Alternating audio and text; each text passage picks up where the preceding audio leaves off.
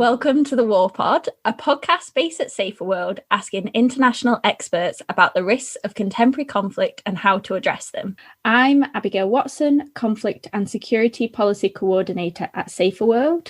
And I am Delina Goxho, Associate Fellow at Egmont in Brussels and PhD candidate at Scuola Normale Superiore. Today, we will speak to Ornella Moderan, head of the Sahel Programme at the Institute for Security Studies in Bamako, and Nina Wilen, Africa Director at Egmont Institute in Brussels. In this episode, we connect up with the Project for the Study of the 21st Century to discuss the most recent developments in the Sahel region after the double coup in Mali, the assassination of President Déby in Chad, and the publication of the European Sahel Strategy, which puts forward important new approaches to the region, mostly better accountability with Sahelian leader, which involves some form of conditionality over how funds are spent, and also better transparency. And this idea of a new civilian surge, which would entail increased attention towards non-military undertakings, such as, for example, the provision of basic services to all Sahelian citizens. But despite significant investments on the part of many international actors, the region seems to be plunging into deeper crisis.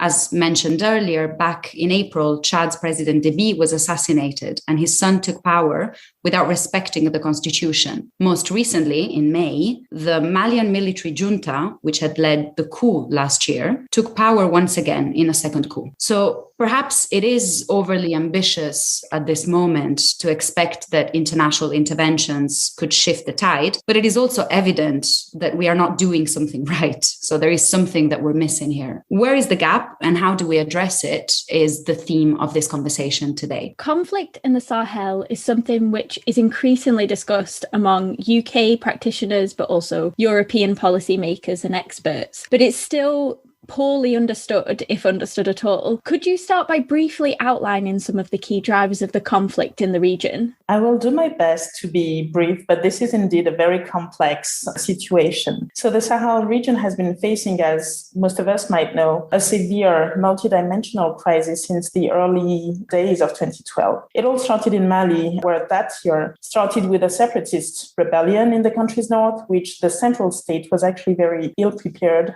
to address, with poorly trained and equipped and managed military forces and a lack of political pathway out of that crisis. This was at a time when Gaddafi's Libya had just collapsed the year before, releasing unexpected amounts of weapons and combatants into the Sahel. These were some of the basic ingredients of a crisis that would, as we now know, last until, nearly 10 years later and counting. Subsequent events include a coup in March 2012, the occupation of a large part of Mali's north by violent extremist groups for several months that year, a French military intervention early 2013, and 8 years later, guess what? Another coup. Actually, we should say two, counting also the one that happened not just in August 2020, but also in May 2021. Meanwhile, an agreement for peace and reconciliation among some of the main warring parties in the northern part of Mali was found in 2015, but never really implemented to this day. Meanwhile, again, and I think this is a key lesson we should revert to later in the conversation, while everyone's attention was focused in solving the northern Mali issue, very few people, especially among international actors, saw the situation deteriorating in the central parts of the country. When you look at the data, it seems clear now that there was a shift in 2017 with a complex peace and security crisis, essentially a mixture of violent extremism, communal conflicts, and increased banditry gaining leverage in the region of Mopti in central Mali that year. There's a combination of factors behind this. It goes from the long-entrenched local conflicts, mainly over access to land and natural resources that were never really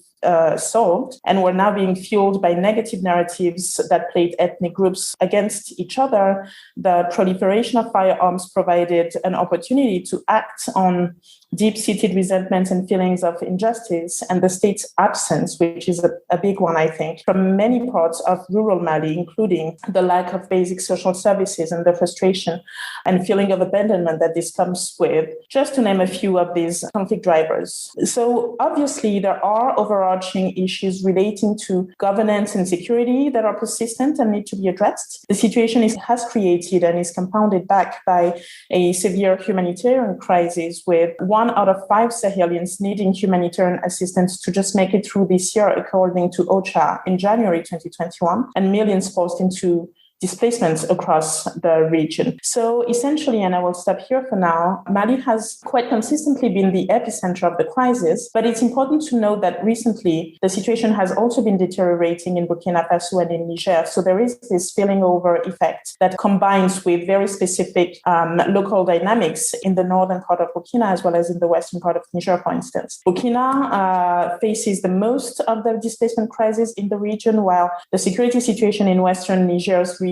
of Tillabéri and Tawa are particularly concerning. They are currently facing what you could call an unprecedented wave of attacks against civilians since the beginning of this year, with over 300 civilian casualties in village attacks and ethnically targeted killings of road travelers just in the first quarter of 2021. So this is the picture that's quite grim, but this is really the reality we're dealing with. You spoke already around how these are a number of national crises all happening in parallel. I know that they're part of national narratives and national drivers, but I want to ask, what do the coup in Chad and the coup within the coup in Mali, and then perhaps the attempted coup in Niger, what do they all have in common? This is a great question, I think. To some extent, I think all of these coups or attempted coups reflect broken political systems, which is one of the key issues the countries in the Sahel are dealing with. Broken political systems where change essentially happens through violence rather than through a process that's just not working. If you look at the case of Mali last year, for instance, the August 2020 coup, when a junta overthrew President Déby after months of popular protest and a completely stout social and political dialogue culminating, and we tend to forget this, but this all culminated in a law enforcement firing real ammunition on protesters in July. One could argue that political change by a coup in that context was a response to gross institutional dysfunction, persistent governmental inertia, and inability to hear citizens' voice and demands, and a fundamental breakdown of the social contract. This situation essentially tested the resilience of Mali's democracy and the patience of a disaffected population faced with acute conflicts and social crises on multiple levels. But what happened 8 months later in Chad, and then another month later in Mali again, so April and May 2021 respectively, are very different stories. In these two cases, there's a clear temptation from a small military elite to hijack the political process and have democracy take a back seat in the name of securing the country and the region. These, I think, are very concerning developments, not least as the past decade of crisis in the region has shown beyond reasonable doubt that there won't be any such thing as stability without fundamental governance challenges being addressed. And this includes setting up political and institutional systems that function and in which citizens can actually trust, including the belief that elections can actually be truthful, be transparent, and be respectful of citizens' political rights. One thing that they have in common is that they show that there is a civil-military imbalance in the region, and that goes quite deep, a historical civil-military imbalance that has been strengthened during the past decade by the fact that we're seeing focus on military solutions to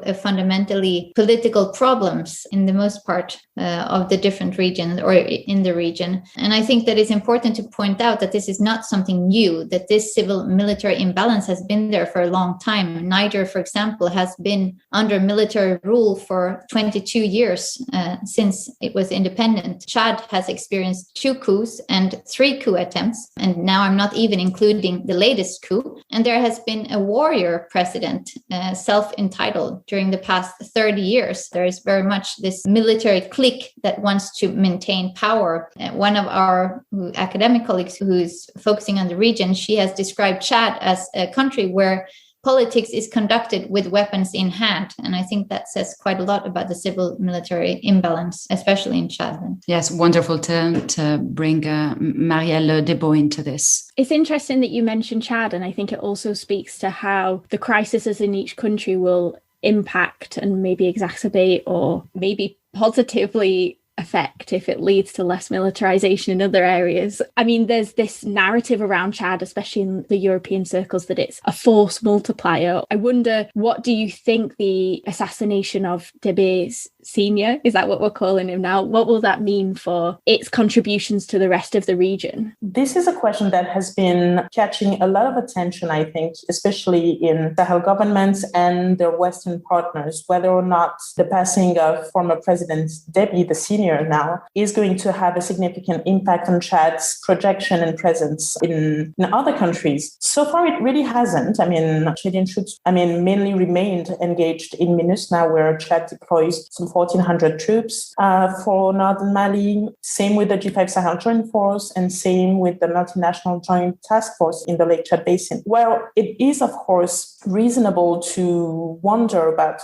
how this external engagement of Chad may evolve if the domestic situation continues to deteriorate, with the risk of troops being pulled back into their own country. We shouldn't lose sight of the fact that Chad is not just this reservoir of combatants. It's actually a country. It's actually a country with people of its own and with rule of law and democracy issues of its own. If we forget that and continue to just give Chad military a pass to treat their own people and country in whatever way, in the name of regional stability, then the risk we face for that very same regional stability is to see an internal breakdown in Chad sooner or later. So instead of stabilizing the whole region, we might find ourselves with just a new hotspot on the map down the road. Once again, we focus on this point, and this is the question that is the most asked by journalists, but in general, also by governments that are intervening in the region. And so, Nina, in your work, you've seen a number of security initiatives aimed at stemming the crisis in the region, and yet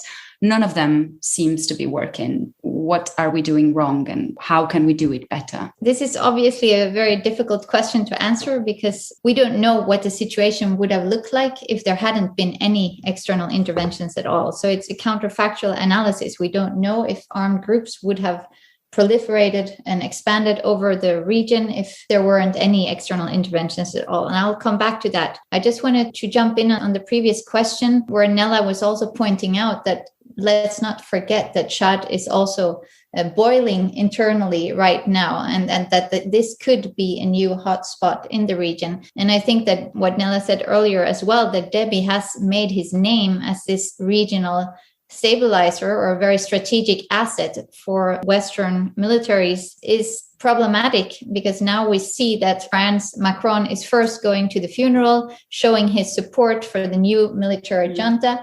And then later on, a few days later, he's turning and saying that he's going to support just a democratic transition, realizing, I think, this can't be a stance that you can hold on to much longer. But this is also problematic because, as you said, Chad has contributed or is contributing troops to MINUSMA, to a multinational joint force, and also then to the G5 Sahel. So I think that this is a very problematic situation at the moment, and it's very unclear how international actors outside of Africa are going to deal with this. But I think it's an interesting point that Nella made about how we need to keep our eyes on what's happening inside Chad right now to make sure that this is not another spillover crisis for the region. So I'll come back to your question about the security initiative.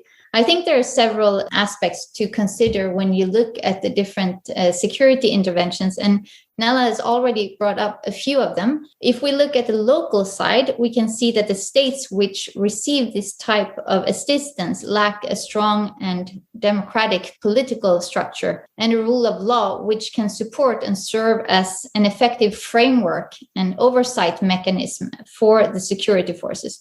So this means that the reforms often stay on a tactical or an operational level, and they're not incorporated in a larger transformation of norms and rules, which means that they're incorporated in a system that is biased and quite dysfunctional, to be honest, from the beginning. So it's very hard to achieve any considerable change when you don't have the upper part of the military, of political leaders, of the security forces wanting to have this transformation. So I think there's also this limited will and capacity from local governments to take ownership. And I think you've written that in your latest brief, Delina, and to build effective security sectors. Given this historical civil-military imbalance and a very politicized military, there's always a risk for coup. And we've seen that recently, that there is this reasoning behind worrying that if you reinforce the security sector too much, then there's a risk for a coup. But if you don't, then there's the risk for the destabilization going even further. So there is a very difficult dilemma to weigh in for external actors too. And then I also think that it's important to point out that these external interventions in assistance efforts, they have taken place in a context of continuous crisis. Nella was pointing out how the conflict has changed over the past 5 years. So we're not just talking about one crisis, but we're talking about several overlapping crises. And it's in this context that we're seeing different type of security interventions, trying to address them from different angles. So one more point is that we're also grouping together different security initiatives into just security assistance, but we're talking about several different types of operations. We have counter-terrorist operations like Barkhane, MNJTF, and to a large extent, G5 Joint Sahel Force, where the main objective is to eliminate the armed forces, negative forces, the extremist groups, etc. And then you have bi- and multilateral train and equip missions, where the main objective is to build stronger or better capacity of local security forces. But then, of course, there is different reasons to why they build this capacity. It's not just one reason. It could be, one is, of course, that they should be better at protecting the population, to stabilize the environment. So that goes into the direction of counterterrorism. Another is to professionalize the forces by giving them these types of human rights courses and IHL training to install this military ethos and thereby diminish human rights abuses. And we know that security forces that commit human rights abuses, they're also facilitating recruitment for jihadist group. So this is a very blurred mixture of objectives and operations driving these security initiatives. And it's also very difficult then to distinguish between the different objectives and see and evaluate how have they actually fared in the region. We would need very many in-depth analysis of the different forces, how they all operate, how they all relate to each other, also bilaterally. So how MINUSMA and the G5 Joint Force, for example, I mean, there is still, and I know we keep looking into this and so many of us keep working on it and publishing work. But at the same time, I feel like we still fail to understand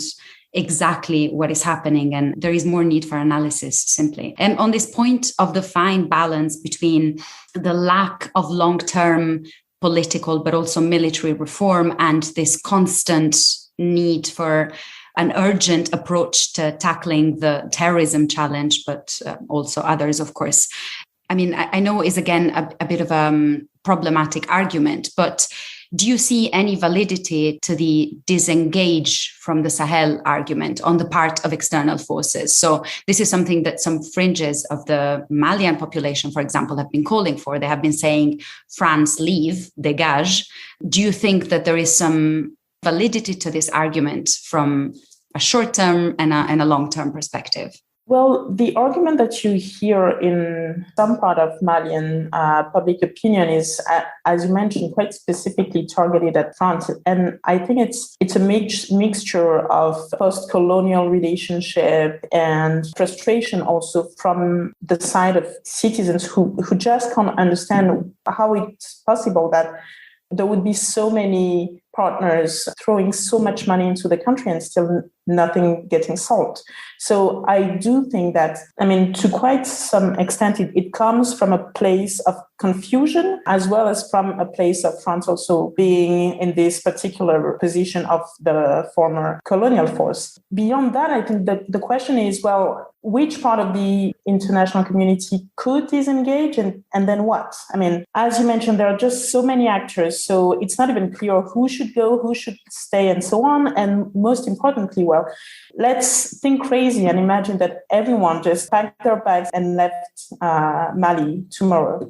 Then what would happen? We have in the country a security sector that's highly dysfunctional and that has not been, quote unquote, fixed by years and years and years of training and so-called security sector reform, which is completely stalled and hasn't made any progress except for decrease in laws, really. So no change in practices, no change in institutional cultures, no change in the political culture in which these institutions are anchored either. So, well, then what? That said, international partners, while their support is needed, I think international partners should also acknowledge their own shortcomings and learn from their own failures. And there is quite a few of those.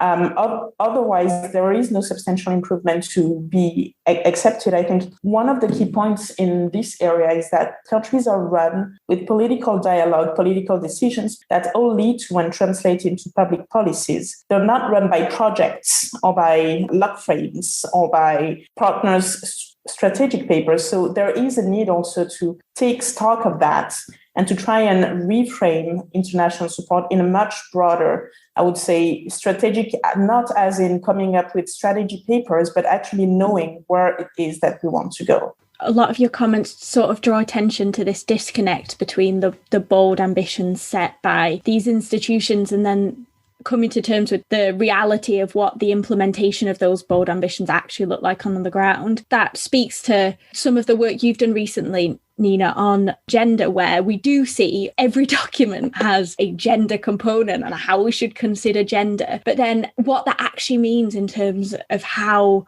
operations have changed to consider the different types of security experienced by people depending on their gender. Could you briefly describe some of your own work into this and speak about how meaningfully focusing on gender could potentially bring about positive change in the Sahel as well as other regions of the world? And how effectively has that been done so far? That's another really comprehensive and quite difficult question. It's important to start by saying that integrating a gender reform or a gender perspective to security sector in general is not a panacea. That will not make military operations effective or much better than they've been before. That's not the aim of such gender reforms. I think the aim is that you should try to have militaries that are more representative of the societies that they are supposed to defend, that you can see that parts of society is also part of the military that is supposed to defend you.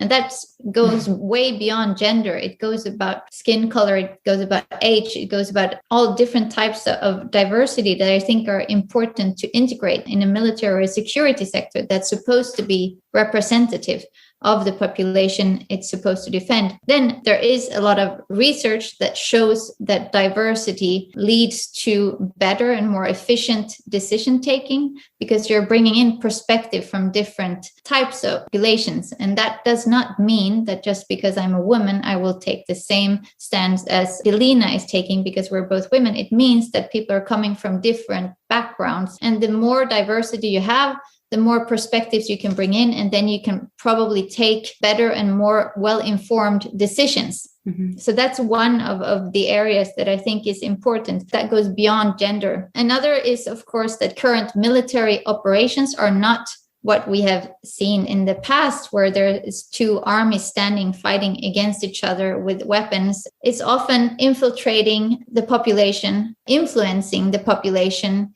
doing more low visibility operations. It's not all pure physical force anymore. Of course, that still exists. And for those tasks, then the person who is required to do those tasks should have the adequate training, which goes for all different positions, of course. But I think that it shows that we can't just rely on the same type of standard military stereotypes of having these large, white, heterosexual, big muscle men as the main soldier anymore. We need to have more diversity. We need to have people that represent other types. Of course, we're going to need to have strong, courageous soldiers and officers, but we have to have a wider approach. And I think that could also help to broaden our perspective of what security is, because we have seen that war rarely stops when the peace agreement is signed, that violence rarely stops for women in particular when peace agreements are signed. And we've talked about that with feminist researchers, that there is this continuum of violence, that violence often continues after the peace agreement is signed, particularly women being subject to trafficking, to increased domestic violence when fighters return home to their communities, to their families. So I think that that's also an aspect that could be brought in if we have gender reforms or a gender perspective when we look. But it should not be like it has often been, and I think that's still the case in many international institutions, that you say, oh, we have a gender officer, and then we tick the box of gender. That's not very helpful. Then it just becomes an add-on. On this very same issue of what do we do about the whole gender approach, I do think that making it substantial is the key, as Nina mentioned, and as we all repeated already. And I'll just give one or two examples. One, I think, is that we tend, through international interventions, especially through programs and projects and so on, to focus on a very stereotypical vision of how women interact with conflict. So there is the woman victim on the one hand, which should be saved, and there is the woman peace builder who's necessarily on the right side and wants peace, and this whole thing about how mothers are this and that, and all women apparently are mothers. But one of the key blind spots we have is, well, how do women actually engage with these violent actors? One of the recent research by the ISS focused on that, on how women engage in, collaborate with, and exit or don't exit violent extremist groups in the Sahel, based on the case studies of Katiba Masina in Mali and Boko Haram in Niger. And I think it's absolutely necessary that we try and understand what are the specific drivers that lead women to support violent extremist groups. What are the specific drivers that lead them to end that support or not do so? Because it's part of recognizing the fullness of agency that women, as well as any other human group, actually has. We keep talking about broadening our understanding of security. And so this idea of the continuum of violence for specific groups within a country is very relevant. But also, I think we should broaden our understanding of what stabilization means, because after tackling the urgent security situation, of course, there needs to be a better understanding of how to deal then with the consequences of that violence. I think Nina addressed this already, so I will go back to my favorite question, which is, how do we do this better? And I'm sorry, I keep bringing this up, but I think sitting in Brussels, especially, something that we hear all the time is this question on which are the areas that we should prioritize in our intervention, in our support to partners. What is it that we can do better? I mean, most, if not all, of the important thematic areas are covered. I mean, this goes from justice reform, security sector reform, local governance, national governance, economic development, and so on and so forth. So I do think that in terms of thematic priorities, it's pretty well covered. The question is I think not so much the what, but the how this is done. And this is where we're missing the mark, I think, to a large extent. There is a need to go much more local. And this is uncomfortable for development, stabilization, and peace-building partners, because it means dealing directly with very small organizations in very remote places in a way that's extremely time and staff consuming. But this might be the way to actually get to the bottom of very specific local issues. A second element, I think, is connected to this first one, the need to refocus on people's priorities. And by this, I mean wondering and asking ourselves who it is that we're running these interventions for. Earlier, we were talking about the anti-French feeling that's in some of the Malian opinion. I think this is also linked to the difficulty for people to understand how it comes that there are specific forces deployed in a country with no specific protection of civilians mandate when this is their priority. And just telling them, well, we're here for something else and someone else is doing protection of civilians isn't enough. We need to acknowledge this, that it's just not enough. So that's the second point. The third point, I think, is focusing not just on red zones, but also on everything that's around. One of the trends we've seen over the last few years is that, well, when most or all of us are focused on looking on this specific point on the map, because this is where violence is occurring right now while the situation is actually deteriorating somewhere else. This is what happened with central Mali when everyone was looking at the north, or with northern and eastern, mainly eastern Burkina, when everyone was looking at central Mali. I do think we should learn from that and move away from the very, understandable, but still rather narrow stabilization approach that pushes us to look only at the red zones and have a much broader view and try to also stabilize the areas that haven't collapsed yet and where prevention actually is still possible. And then the last point, I think, is we need to get political. We need to acknowledge that just technical interventions will not substantially help in solving such a complex problem. This means engaging on a diplomatic level with very complex issues. Something that the militarization of the state apparatus in Mali is a trend that was identified months ago, but which perhaps more could have been done about before it led to what it led to in May. This is just one example, and I'm sure some international partners try to do something about it, but that's also where the coordination and the common efforts need to happen. On having different interlocutors, I think this is fundamental. And I will repeat this forever, but from a European perspective, once again, the EU is one of the biggest donors in the region to all sorts of initiatives, not just development, but of course, also security, peace building, etc. And generally, the organizations that receive European money do so through a middleman, through UN bodies, for example. So it's very rare for civil society organizations based, for example, in Tillabéri, to be able to ask for European funding directly. And I think the finance question is fundamental. So it just connects to the first thing you said. Yeah, I just wanted to jump in on what Nella said before, that I think that there is a need to go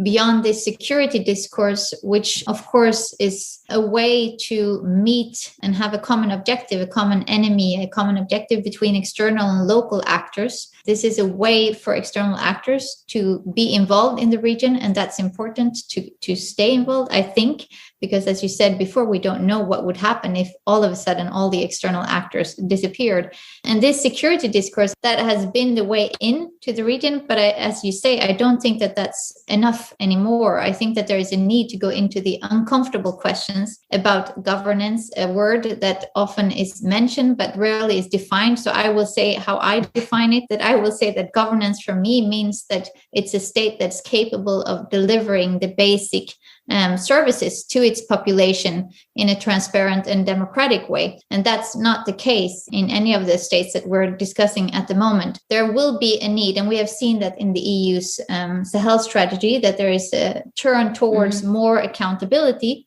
which can go both ways, right? We know that it can be a way to actually put more distance in between external and local actors, but it can also be a way, because as Nella said, local populations are quite frustrated with all this money that's poured into the region, but where there is not as much result coming out of it. So I think that, and I argued that earlier, that at the moment, there are many external actors who are staying in the region, not just because of the context, but they have other additional objectives. And that's not a problem per se, to have an objective that you want to be a credible team player, or that you want to support France, so you're going to intervene under Barkhane or Takuba, or that you want to be part of UTM and show that you're for European integration. That's not really the problem. The problem is that local elites can see that external actors wants to stay in the region for this logic of their own, of